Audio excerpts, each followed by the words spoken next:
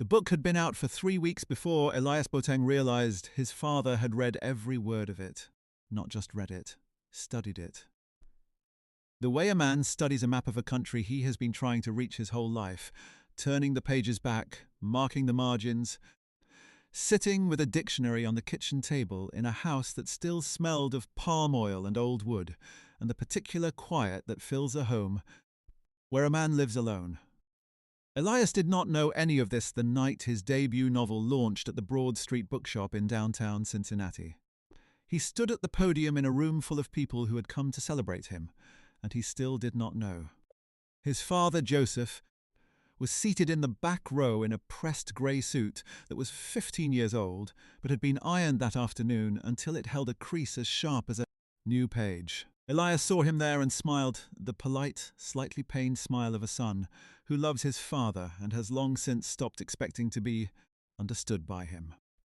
What Elias did not know was that his father had spent the past 14 months in a classroom 2 bus rides from their old neighborhood, learning at the age of 62 how to read English well enough to follow every sentence his son had written, and that the book in Joseph's lap that evening, the one with Elias's name on the cover and a coffee-stain ring on the back from the kitchen table, had been read not once but twice.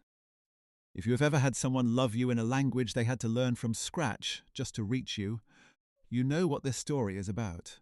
Stay with it. Joseph Boateng had come from Ghana in 1991 with $40, a suitcase, and a working knowledge of Twi, Ga, and enough marketplace English to bargain and be understood at a bus counter. He was 31 years old and understood that America would ask more of him than marketplace English. But there was the second shift at the packing plant, and then the overnight at the warehouse, and then the small accounting he did for neighbours as a weekend to earn the extra $50 that meant his son could take the school trip, could have the cleats, could go to the science camp that summer.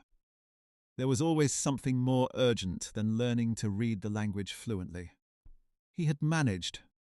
He had navigated 23 years of American life, with spoken English that was serviceable and cheerful, and covered the distance between himself and the world around him, and with a pride too quiet to name that his son Elias had gone to college, and then to a graduate writing program, and had come home with a manuscript that a real publisher had accepted and printed and put into stores. Joseph had attended the college graduation. He had held the diploma as if it were a living thing. He had not understood most of what was said at the ceremony, and he had not needed to. His son's face had been enough. Elias was 34 and had written a novel called The Long Road to the River, which was about a father and a son and the silence that accumulates between men who love each other across 2 languages and 2 continents. The publisher's editor had called it luminous. The early reviews used words like tender and devastating. Elias's graduate school advisor, a woman named Dr. Marlene Price, who had shepherded the manuscript through 4 drafts, had written the back cover blurb herself. She had been in Elias's corner since the first workshop where he read 3 pages aloud, and half the room went still in a way that meant something. She had also, quietly and without telling Elias, sent a copy of the novel to a man named Franklin Webb, who ran one of the more well-regarded literary foundations in the state and had a habit of finding first novelists before the prizes did. Franklin had read the book over a weekend. He had put it down and picked it up again twice. He had made a call on Monday morning. Elias did not know about that call yet. He was still, on the night of the launch, simply a first-time novelist standing at a podium, trying not to let his voice crack, watching his father sit in the back row with a book in his lap and his hands folded over it, and feeling the familiar ache of a distance he did not know how to close. The distance had been there since Elias was 12, though he could not have named it then. He had felt it in the way his father listened to him talk about school, nodding with a warmth that Elias slowly came to understand was not comprehension. Joseph had understood the emotion, always. The feeling in his son's voice, the pride or the frustration or the confusion, those he caught the way a man catches weather. He just could not follow the content the way a parent is supposed to follow it, could not read the papers his son brought home, could not sit with the novel Elias had pressed into his hands 3 years ago when it was still a manuscript and say, "Here is the sentence that got me. Here is where I lost the thread. Here is what I wanted more of." He had held the manuscript and turned some pages. He had said he was proud. He had meant it completely. Elias had nodded and said, "I know you are, Dad," and had put the manuscript away, and the distance had held its shape between them, familiar as furniture. What Elias did not know was that his father had held on to that first manuscript, had kept the thick, rubber-banded stack of pages in the drawer of the kitchen table, under the phone book nobody used anymore, and the take-out menus from restaurants that had closed. Had taken it out some evenings and sat with it at the kitchen table the way a man sits with a problem he cannot solve yet, but refuses to put down. Had felt something he could not name working its way through him, a grief or a hunger or both at once. Looking at his son's name on the top page and the density of words below it, and understanding with the full clarity of a man who had raised a child, largely alone, that those words had come from something he had been present for without being able to witness it. Joseph had found the adult literacy class by accident. He had been walking past the community centre on Vine Street on a Tuesday evening in September, 14 months before the launch, when a sign in the window caught his attention. It said, in letters large enough for him to decode, "English reading for adults, all levels, no cost." He had stood outside the window for 3 minutes. He had looked at the sign and then at the sidewalk, and then back at the sign. Then he had gone inside. The instructor was a retired schoolteacher named Mrs. Gloria Hyatt, a woman in her 60s who had been teaching the class for 11 years and who had a gift for meeting a student exactly where they were without making the distance feel shameful. When Joseph sat down at the table that first Tuesday and told her, quietly, "I can speak well enough, but I cannot read well enough," she had looked at him with the plain, steady attention of someone who has heard this before and has never once judged it. She handed him a reading primer. She said, "We start here, and we go at your speed, that is all." He had not told Elias. He had considered it once in October, when Elias called on a Sunday, and they talked for 20 minutes about the upcoming novel contract and the cover design and whether the dedication page looked right. Joseph had listened to all of it with the phone pressed against his ear and his eyes on the manuscript pages spread. Across the kitchen table, where he had been working through Chapter 3 with a pencil and the dictionary app on the phone his son had set up for him 2 years ago. He had almost said something then. Elias had asked if he was doing all right, and Joseph had said yes, very well, and asked when the launch party would be, and written the date on a piece of paper he taped to the refrigerator, and said goodbye. He was not sure yet that he would be able to finish the book by then. He did not want to promise what he could not deliver. Mrs. Hyatt had known about the book by November. Joseph had told her not as a disclosure, but as an explanation for the urgencies he brought to every Tuesday and Thursday session. He was not a young student, and he was not an easy one. He had a pride that required careful handling and a stubbornness that Mrs. Hyatt recognized as the same quality that had kept him in the class when 2 other men his age had quietly stopped coming. He was there every Tuesday, every Thursday. Some weeks he came in with questions written on a folded piece of paper, words from the manuscript he had to work through alone and could not pass. Mrs. Hyatt would look at the list, and they would go through it together, 1 word at a time. She learned over those months the rough shape of the novel without having read it. She knew about the father and the son. She knew about the river. She knew because Joseph had read her a passage from Chapter 7 with his finger moving under the lines and his voice taking on something formal and careful, that the son in the book had written about a man who carried his love like a stone in his pocket, always present, always heavy, never spoken aloud. Joseph had stopped after that passage and sat for a moment, and Mrs. Hyatt had not said anything, because she was a woman who understood when silence was the right response. Then he had looked up and said, "My son is a very good writer." She had said, "Yes, Mr. Boateng, he is." By January, he had finished the manuscript. The printed book arrived at his house in March, 2 weeks before the official launch, sent by Elias's publicist to a list of family contacts. Joseph had opened the package at the kitchen table and held the book in both hands for a long time before he opened it.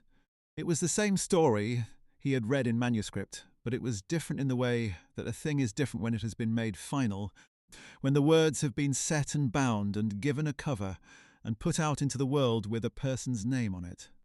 He opened to the dedication page. The dedication read, "For my father, who showed me that showing up is its own kind of language." He had to read it 3 times. The third time, his hands were not entirely steady. He read the book again, the printed version, over the following 2 weeks. Slower this time, because he was not racing a deadline now. He was just reading. He noticed things he had missed in the manuscript. A phrase in chapter 2 that he was certain was about the way Joseph used to wait outside the school gate, even when Elias had told him he could walk. Home alone, a description in chapter 5 of hands that smelled of machine oil and cardamom that was close enough to the truth to make his chest ache. He noticed the sentence on the last page, the one that the reviewer from the city paper had called the novel's quiet center of gravity. The sentence read that he had never once asked to be understood, had only ever wanted to be near enough to matter. Joseph had put the book face down on the table when he reached that sentence and looked at the wall for a while. Then he had picked it up and finished it. He arrived at the Broad Street bookshop at 6:45 on a Thursday evening in April. 15 minutes before the event started, he wore the grey suit. He carried the book. He found a seat in the last row because he wanted to be able to see his son from a distance before his son saw him, the way you sometimes need a moment to take in the full size of something before you walk up close to it. The room was filling with people who move through the world of books naturally. People who knew the publicist and the editor, and the name of the graduate program, and the prize the novel had been long staged for. Joseph did not know any of them. He sat with his hands folded over the book and waited. Elias came in from the back of the store and stood at the podium and began to speak, and his father listened with the specific attention of a man who has earned the right to follow every word. Elias talked about the novel and where it had come from and what he had hoped to do with it, and his voice was careful and precise, in the way that it became when he was in a public setting, a register Joseph had watched develop over the years, the voice his son used when he was being professional, a voice that was Elias's and also somehow belonged to the world of the room and not quite to him. Joseph watched and listened and held the book in his lap and said nothing. Dr. Marlene Price introduced Elias to the room before the reading, and her introduction was generous and specific, the kind that names actual sentences from the work and explains why they matter. Elias read from chapter 4, the scene the son returns home for a visit and finds his father in the kitchen, cooking a meal he has been cooking for 30 years, and the two of them sit together without talking much, and the silence between them is not empty but full of everything that has been carried too long to put down easily. There were people in the room who were quiet in a way that meant the story had gotten somewhere in them. Joseph was quiet too. He had read that chapter 4 times. He knew what came next. After the reading, there was a brief question period and then a signing line. Franklin Webb was in the room, though neither Elias nor his father knew who he was. He stood near the back, a tall man in a dark coat with a program folded in his hand, and he watched Elias at the signing table with the concentrated attention of a man who has already made a decision and is now simply confirming it. Dr. Price saw Franklin from across the room and gave him a small nod. He returned it. Joseph waited until the signing line had thinned. He had been patient for 14 months. He could be patient for another 40 minutes. When there were only 3 people left ahead of him, he stood and joined the line with the book tucked under his arm. Elias was signing the copy of the woman directly in front of Joseph, and he was talking to her with his head down and his pen moving, and so he did not see his father until the woman stepped aside, and Joseph stepped forward and set the book on the table in front of his son. Elias looked up. He smiled the smile he had been giving all evening. Warm and slightly tired, the smile of a man who has been performing warmth for 2 hours. Then his eyes went to the book on the table. The cover of the book was worn, not worn the way a book gets worn when it has been carried around in a bag for a week. worn the way a book gets worn when it has been picked up and picked up again many times over many months, when the spine has been opened and pressed flat and opened again, when the pages at the beginning and the middle and toward the end have been turned with fingers that moved slowly and with purpose. Elias looked at the book and then looked at his father's face, and something shifted in the room that was just theirs, just the two of them, a 4-foot distance across a signing table. "You read it?" Elias said. It was not a question. It came out quieter than he intended. Joseph said, "I read it twice." Elias put down the pen. "Dad, you can't." He stopped. He started again. He looked at the book. He looked at his father. "The language," he said, because that was the only way he knew to say it, the only shape the thing had ever had between them. Joseph reached into the inside pocket of the grey suit and took out a folded piece of paper. He unfolded it and laid it flat on the table beside the book. It was a certificate from the Vine Street Community Center Adult Literacy Program, dated the previous March, with Joseph's name on it in the center, and at the bottom Mrs. Gloria Hyatt's signature. 14 months of Tuesdays and Thursdays. Joseph smoothed the paper with one hand, the way a person smooths something they have been carrying folded for a while. "I started," he said, "the month after you gave me the first copy, the pages." Elias looked at the certificate. He looked at his father's hands on the table, the wide, steady hands he had known his whole life, and he understood that those hands had been moving under lines of his prose for over a year, tracing the words he had written about the two of them, and that his father had not told him because he did not want to promise what he could not deliver. He understood this the way you understand a thing that you have always known but could not see clearly until someone put the light directly on it. There is a kind of love that does not announce itself. It goes to class. It does the work. It sits with a dictionary in a kitchen late at night and moves one page closer to you. Joseph Boateng had crossed the entire distance, and he had done it quietly, and he had arrived. Came around the side of the table. He did not say anything for a moment. He put his arms around his father, and Joseph held him the way he had held him at the college graduation, with a steadiness that had nothing to perform in it. And the room was still around them, in the way a room goes still when it has just witnessed. Something that belongs to two people, and that two people alone have the right to name. Dr. Marlene Price was across the room, and she did not approach. Franklin Webb folded his program and put it in his coat pocket and looked at the ceiling briefly, and then back at the floor.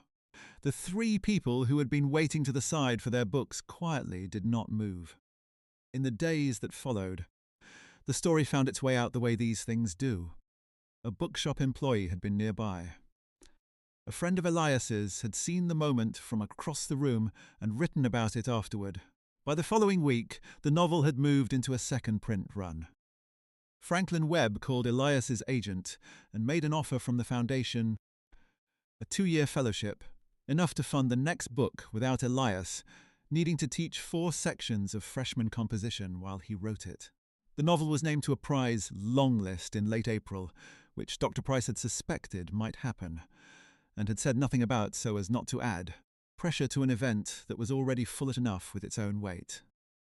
None of that was why the moment in the bookshop mattered. It mattered because of what Joseph did the following Sunday, when Elias drove to the old house and they sat at the kitchen table, where the dictionary app was still open on the phone, and Joseph opened the book to chapter 7, the one with the passage about the man who carried his love like a stone in his pocket, and read it aloud. His finger moved under the lines. His voice was careful and slow. He read every word. Elias sat across from him and listened to his own prose in his father's voice, the cadence of it changed by the accent that had shaped Elias's childhood, and heard things in the sentences he had not heard when he wrote them, which is the gift a reader gives to a writer when they bring their whole self to the page. Joseph finished the passage and looked up. He said, "The stone. That is the right word for it. I always thought the right word for it would be something lighter." Elias said, "Why?" Joseph thought about this for a moment. Outside the kitchen window, the afternoon was going gold in the way it does in April in Cincinnati. The light low and long across the rooftops, because it didn't feel heavy, he said. It just felt like it was always there. Elias wrote that down later. He wrote it in the notebook he had been keeping for the next book, which was still mostly blank, and it became the first sentence of the second chapter, and later the sentence a critic would call the novel's moral centre, which is the kind of thing you cannot plan for. It comes from sitting across a kitchen table, from someone who learned to reach you in a language that cost him a year of Tuesday and Thursday evenings, and finding that once the distance closes, there is more to say than either of you had guessed. Mrs.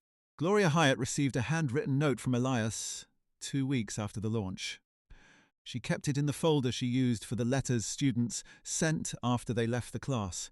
The folder she sometimes showed new students when they sat down at the table for the first time and said they weren't sure if they could do it. She did not mention Joseph by name in those conversations. She just showed them the folder and let them understand that other people had sat where they were sitting and had finished what they started.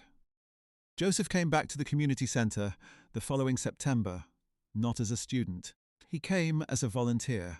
He sat beside a man from Senegal who was 68 and had been in the country for 6 years and who spoke French and Wolof and was starting slowly with Mrs. Hyatt's guidance to navigate English on the page. Joseph brought the book with the worn cover and he put it on the table between them, not to read from, but to let the man see that it was possible, that a person could go from not being able to follow a sentence to being able to follow an entire world that his son had built from words, and that the cost was time and Tuesday and Thursday evenings, and a refusal to give up before the thing was done.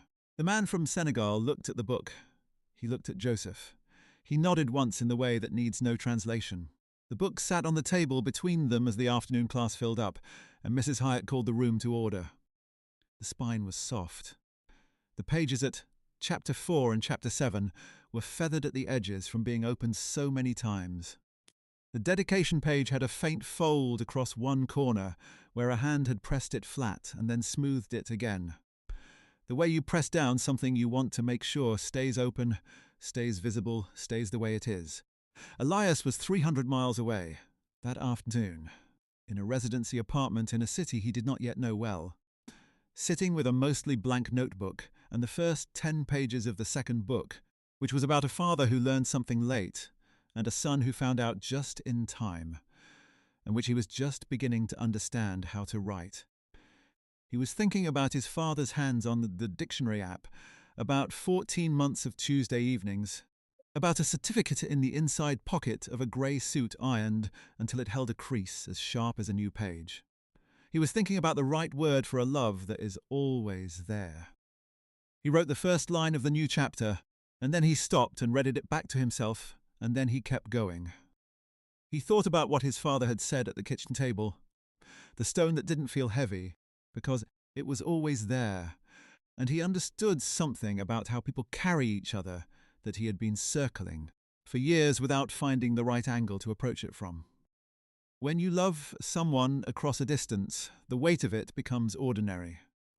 It stops feeling like effort and starts feeling like gravity. You do not notice it the way you do not notice the floor under your feet, right up until the moment something shifts, and you realize the whole time you were standing on something solid. He had called his father that morning, which was something he had started doing every morning since the night at the bookshop. Not long calls. 10 minutes, sometimes 15. Joseph would describe what he was reading, which was no longer Elias's book but the novels Mrs. Hyatt recommended to her students when they were ready for the step-up, books with simple declarative prose and strong story spoons that rewarded a careful reader. He was working through one now, a short novel about a woman who drives across the country looking for a sister she has not spoken to in 20 years. Joseph had told Elias the previous morning that he thought the sister was going to be dead when the woman found her, and that the author had planted the clues in the first 3 chapters, but most people would not catch them. Elias had listened to this analysis and had felt something that took him a moment to name. Then he had named it pride. The clean, uncomplicated kind. The kind that has no shadow in it. The draft on his laptop was titled, still tentatively, The Same Table. The title might change. It usually did. The shape of it was a father, and a son and a kitchen table, and all the years they had eaten at it, and talked over it and sat across it from each other, and the thing that had finally crossed the distance between them was not a dramatic event, but a simple, faithful, unglamorous act. A man going to class twice a week for 14 months because he wanted to be near enough to what his son had built to actually see it. That was the whole of it. That was enough. Elias remembered a conversation from the December before the launch, when he had been home for the holidays and sitting at that same kitchen table eating the stew his father made every Christmas, the one with the tomatoes and the dried shrimp, and the particular combination of spices that Elias had never been able to replicate in his own kitchen, no matter how carefully his father described the proportions. They had been talking about the novel's upcoming publication and whether Elias was nervous, and Elias had said something about how the reviews would determine whether the book found its audience. And his father had listened and then said, very carefully, and in the register he used, when he was forming a thought in English that had come to him, first in Twi, that he thought a book found its audience the way a person found their people, not by announcing itself to everyone at once, but by being exactly what it was until the right person looked up and recognized it. Elias had registered the words as thoughtful and moved on. The way you sometimes let a good sentence pass through you without fully stopping on it. He thought about that sentence often now. He had written it into the notebook. The stew was still something he could not replicate. The closest he had gotten was a version that tasted right for a few minutes, and then gave itself away in the finish. He had called his father the last time he tried it and described what he had done, each step, and Joseph had listened and said, "You are measuring it. You have to know it without measuring it. That is the only way." Elias had said, "That is not useful advice, Dad," and his father had laughed, the warm, unhurried laugh that had been the sound of Sunday mornings in that house for as long as Elias could remember. There were things Elias was only now beginning to inventory. The way his father had shown up at every school event without ever being asked, the plays and the science fairs, and the one disastrous debate competition where Elias had frozen and forgotten his argument and had looked out into the audience and seen his father in the third row with his hands clasped and his face arranged in an expression of such uncomplicated steadiness that Elias had found the thread again and finished, badly, but finished. He had not thought to ask his father afterward whether he had understood the debate. He understood now that the understanding had never been the point. The showing up was the point. The 45-minute bus ride to the school was the point. The grey suit ironed until it held a crease as sharp as a new page was the point. Joseph had moved through America for 3 decades carrying a love he could not fully express in the language the country required. And he had expressed it in other ways instead, in presence, in steadiness, in the machine oil and cardamom smell of hands that had worked every available shift, so a boy could go to science camp, and then to college, and then to a graduate writing program in a city 400 miles away, and come back with a manuscript about the two of them that his father could not yet read but would not let go of. 14 months later the man had read every word. He had carried his love like a stone in his pocket, and then one September evening he had walked past a sign in a community centre window and decided it was time to put the stone down on a table and let someone help him with it. Elias closed the laptop. He was not going to write any more that afternoon. He was going to call his father and ask him about the novel with the sister who might be dead at the end, and listen to his father describe the clues in the first 3 chapters, and maybe they would argue about whether the author had done it on purpose or whether Joseph was seeing patterns that the writer had not planted. That was a conversation Elias had never expected to have with his father. He was going to have it anyway. He was going to have as many of them as he could, for as long as they were available to him, because he understood now what it cross a distance, and he did not intend to let it be crossed for nothing. Outside the residency window, the city he was still learning went about its afternoon, and inside the room the notebook lay open to the 2nd chapter's first sentence, and the sentence said what it needed to say, and it was enough. Dr. Marlene Price had lunch with Elias the week after the launch, at a small Italian place near the university where she kept office hours on Wednesdays. She had been wanting to tell him about the Franklin Webb call since before the event, but had held it back deliberately because she had learned over 20 years of mentoring writers that certain information is better received after the thing has already happened. She told him over the main course. Elias set down his fork.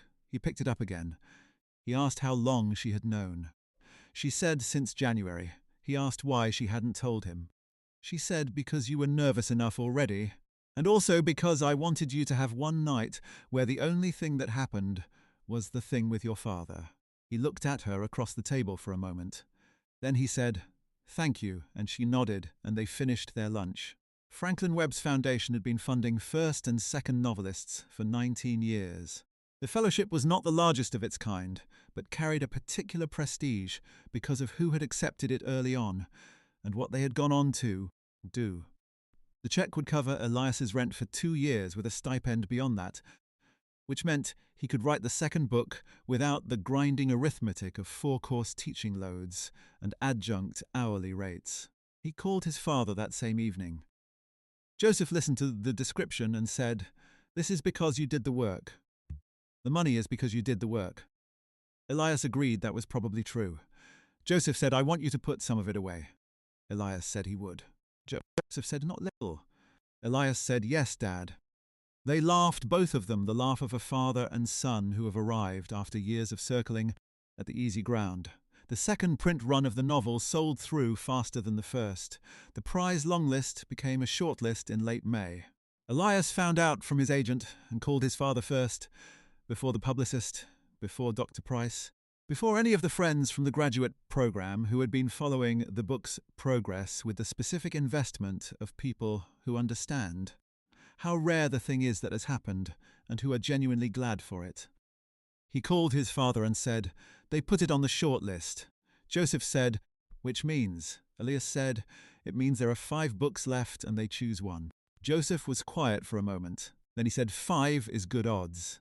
Elias said, "It's not really how it works, but yes." Joseph said, "You are one of 5. That is not a small thing." Elias said, "No. It is not a small thing at all." He had begun in the mornings before he opened the laptop the practice of reading one passage from the worn copy of the novel. The copy with his father's fingerprints in the margins and the coffee stain ring on the back. Joseph had given it to him at the kitchen table the Sunday they sat together with the book, pressed it across to Elias's side of the table at the end of the afternoon and said, "You should have this one." Elias had looked at the marks in the margins, the penciled checks beside certain passages, the faint word or character written beside a line in his father's careful handwriting. The handwriting of a man who had learned to form English letters from scratch in a classroom on Vine Street. The letters deliberate and slightly uneven in the way that shows. A person is new to the muscle memory of a thing and is doing it with full attention. He had not been able to say anything for a moment. Then he had taken the book. He read from it most mornings now. Not always the same passages, but often the ones his father had marked. He was learning where his father had paused, and why which sentences had earned the pencil check, which phrases had made Joseph stop and sit with a thing before moving on. It was a way of reading his own work that he had never had before and could not have imagined. A guided tour of the book through his father's attention, and it taught him more about what he had written than any review had managed to. Because his father had come to the prose with no training and no agenda, only the steady patience of a man who had decided he was going to get there. There is a line near the end of chapter 6 that Elias had nearly cut in the third draft. Dr. Price had argued for keeping it, if less had been uncertain. The line said that the things a man cannot say he builds instead, and his child grows up inside the construction without knowing the architect. His father had put a small check beside that line and underlined the word architect. That was all. No note. Just the underlining. The pencil mark of a man recognizing something and deciding to mark the place so he could return to it. Elias had looked at that underlined word for a long time. He had decided that the second book would begin with the architect. Not the word, but the idea behind it, the one his father had identified, without a single syllable of explanation. Just the quiet pressure of a pencil on a page. He thought sometimes about the Tuesday evening in September when his father had stood outside the community centre window and looked at the sign and gone inside, the chair at the table. The primer Mrs. Hyatt had handed across the moment before a person starts. He had tried to write it once and put it away, because some moments belong only to the person who lived them, and the most a writer can do is stand close enough to feel the heat and write toward it without touching the centre directly. What he could write, and what he was writing, was what came after. The Tuesday evenings and the Thursday evenings, and the dictionary app on the phone and the worn manuscript pages under the phone book. The reading aloud at the kitchen table, the finger moving under the lines, the voice careful with a thing he loved and wanted to do right. He could write all of that. It was the best work he had ever done. He was thinking about that when his phone buzzed with a message from his father. It was a photograph. Joseph had taken it himself, slightly crooked in the way of a photograph taken by someone who is not practiced at it, of the kitchen table where the novel had been studied, and the dictionary app had been consulted, and the Sunday afternoon reading had happened. On the table was the primer from Mrs. Hyatt's class, open to the first page, and next to it the community centre volunteer schedule, with Joseph's name written in the careful, deliberate English handwriting that had been practiced on Tuesdays and Thursdays for 14 months, beside the Thursday afternoon slot for the full session. He was going back to sit beside someone new. He was going to put the worn book on the table between them. He was going to show them it was possible. Elias looked at the photograph for a long time. He typed back 2 words, "I know," and then opened the notebook and wrote for 3 hours without stopping, which was the longest unbroken stretch he had managed since before the launch. And when he finally stopped, it was because the window had gone dark and his hand was tired and the notebook was no longer mostly blank. Outside, the city he was still learning kept its ordinary evening, and at a kitchen table 300 miles away, a man sat down to read.